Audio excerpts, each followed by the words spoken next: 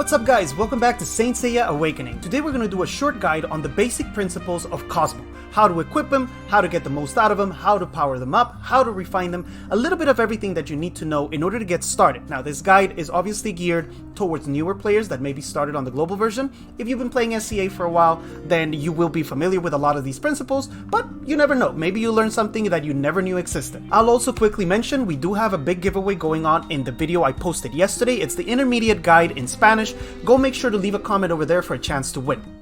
Alright, Cosmo, let's dive in. The first thing to understand about Cosmo is that you need to determine which type of saint you're equipping before you actually get started. If you're working on an attacker, you're going to look for certain stats to put on him. If you're working on a support, those stats will be different, and if you're working, for example, on something really specific like a healer, then there will be really specific things that you want to equip on that guy. In attackers, we have two big types. We have the physical attackers, and then we have the Cosmo attackers. This changes entirely the way that we equip them. The way to determine which type of attacker you have is really simple. You just click on the info button over here and you look at their stats. If they have a blue number under P attack, then that means they're a P attacker. If the number under Cosmo attack is 0, that means they're not a Cosmo attacker. So Pisces is very clearly a physical, while Marine is very clearly a Cosmo. Once you've established what type of character you're working on, then you can decide on which is the best Cosmo for him. For physical attackers, at the moment we have two big options under Solar. They're going to be Peace Stone and Fire Drop. Peace Stone gives you a little bit more of physical attack and also a little bit of defense, while Fire Drop gives you physical attack, physical crit effect, which we're going to discuss in a little bit, and some HP. Both options are good. For example, on my Pisces I have Fire Drop, while on my Milo I have the Peace Stone. For Cosmo attackers, which there's not a lot in the game right now, I think it's pretty much just the regular Iki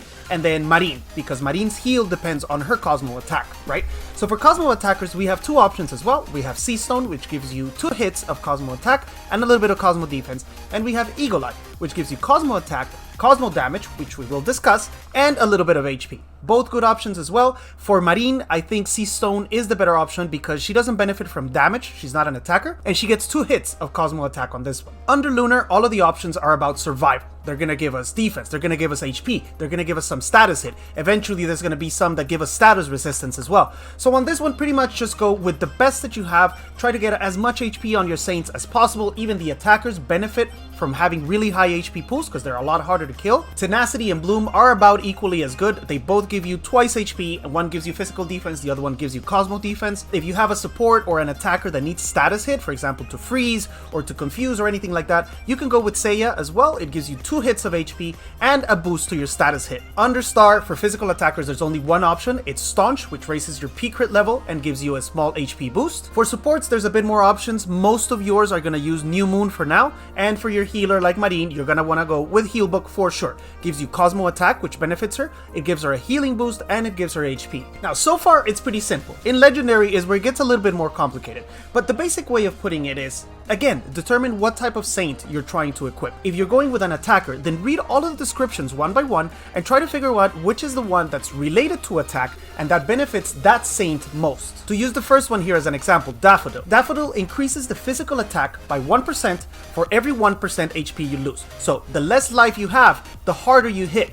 This is great, for example, for a saint like Pisces. Pisces always moves at the end of the turn. It's very likely that the enemy will attack it, that it'll lose some HP. When it's lost that HP, its attack will go up and he'll do more damage. If you're going with a turn 1 nuke, like maybe with a Milo or with a new Ayoros, then Vulcan Chain is by far the best option. This thing boosts your damage by 40% when you're attacking an enemy that is above 70% HP. So at the beginning of the battle, everybody's going to be full HP. This is going to apply all the time, and those saints that are designed to go in and one-shot, the hitmen of the game, they're going to take full advantage of Vulcan Chain, and without a doubt, it is the best option for them. On the other side, you have King Giant, which boosts your damage to people that have lower HP. This will become really good when we get to the point in the game where we have some bosses that take more than 1 day to beat.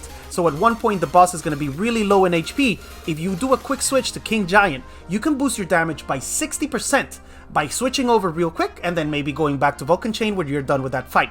This applies right now in the Legion dungeons, because on the higher levels it takes several days to defeat that boss. One good option for attackers that hit more than once, like Pisces, maybe even Leo, maybe even Milo, is Kingfisher. Kingfisher gives you a 70% chance to do true damage. What true damage means is that the damage that you're doing to the enemy is not reduced by its defense. You're basically ignoring the enemy's defense. This boosts your damage by quite a bit, and and he can even go through some shields. Because it's only a 70% chance though, it's really good for people that hit multiple times. That way they have multiple chances to proc the effect of Kingfisher. Blood Elf and Decelerator will become very popular once we have those AoE damage dealers because they can affect the whole party, right? Blood Elf can decrease the defense of the entire party. Decelerator can decrease the speed of the entire enemy party. Decelerator is also useful, for example, on Yoga, because Yoga's attack, the little ice thingy, it hits multiple targets. So you have a chance of slowing down multiple enemies in a single turn. For supports, there are also a lot of very good options. Most of them will have to do with increasing the speed of that support or the tankiness of that support. One Cosmo that is essential is Marsh Fairy. Every single battle that you go into, make sure that one of your team members has Marsh Fairy equipped. This will give you 1 additional energy every round, starting from round 1. This could be huge. That 1 additional energy could mean being able to heal at the end of the turn, or having 1 more chance to control with maybe a silence, or steal energy with data loss. All of those things use energy. So just having 1 extra is a huge advantage. Laurel Tree, I don't need to explain too much, increases healing by 20% and also speed. Put this thing on your Marine right now and never take it off. Iris is another good option. It increases the speed of all of your allied units, so all of your team, by 10. If you put this on 2 supports, the speed of your entire team will go up by 20. It can add up. And the last one that's really good for some support is Rock. This thing has a 50% chance to create an additional energy when you attack. Now this fits really well, for example, on Data Loss and with Seiya. They're not really damage dealers, but their ability, the one that increases damage or increases your attack or whatever, it is an actual attack. They need to attack in order to do the debuff. Rock has a chance to proc when those guys attack. So remember that one. Data Loss and Seiya benefit greatly from Rock. Data Loss can also use Hyacinth very effectively. This one decreases the target's attack, both physical and Cosmo. Now, Data Loss is already debuffing the enemy when he steals attack. This thing will debuff it even more. Other than that, the last one I'll mention is Equinox Flower. There are several characters in the game that can summon units, like Kraken, like Cancer, like Sela. Those summoned units can get a boost to their attack and their HP by equipping Equinox Flower. It also gives a nice speed boost for your attacker. Remember, if you can move first, there's a higher likelihood that you'll kill before being killed.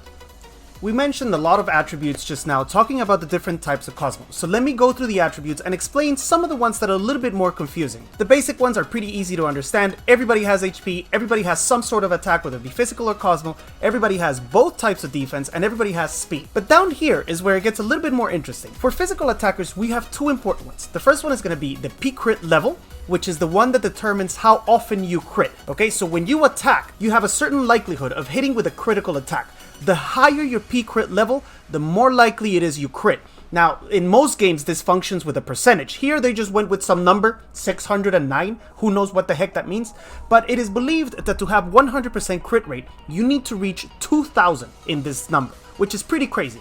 The highest I ever got in SCA after playing it for like 4 months was like 1100. The second attribute for physical attackers is the P-Crit effect. This is the multiplier. So when you crit, instead of doing a normal attack, you crit, how much more additional damage you do. So let's say that your normal attack would do 10,000 and you have 40% effect. That means that 40% is calculated on the 10,000, which results in what? An additional 4,000. So your total damage will be 14 instead of 10. For Cosmo attackers, of which I have none equipped right now, the Cosmo damage works in the same way as this multiplier. This one multiplies your physical attack when you crit.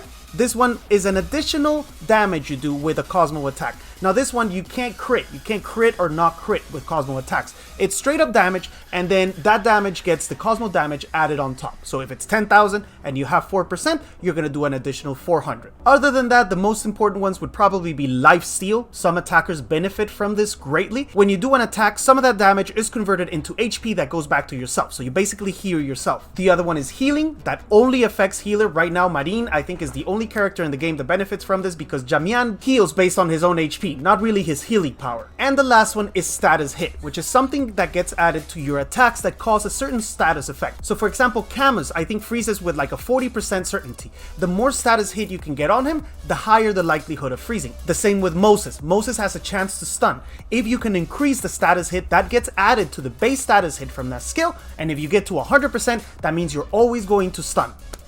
Alright, great. So you've equipped your Cosmo, you deciphered what kind of character you have, what you're working on. What the hell do you do now? How do you upgrade it? How do you make it better? There are 2 ways to make your Cosmo better. One of them is to level it up, and the other one is to refine it. We're gonna look at both. Right now in the game, the only way to level up Cosmo is by hitting upgrade and feeding other Cosmo that you don't need, or like B rank Cosmo that you're never really gonna equip past a certain point in the game, you feed it to the Cosmo that you're trying to level up. So you simply select it from the screen. You can do it manually, or you can do select all, and that's gonna choose, I think it chooses like maybe 50 of the worst ones. And then you can kind of see in the background, behind this little screen that pops up, you can see that there's a purple bar that keeps going up.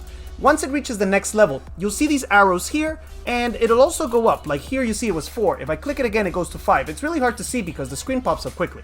But anyway, once I reach level 5, I hit the level up button down here, which is going to use some gold in order to level up this Cosmo. Hey, and what do you know? We get an achievement while we're doing the guide. I guess that works out.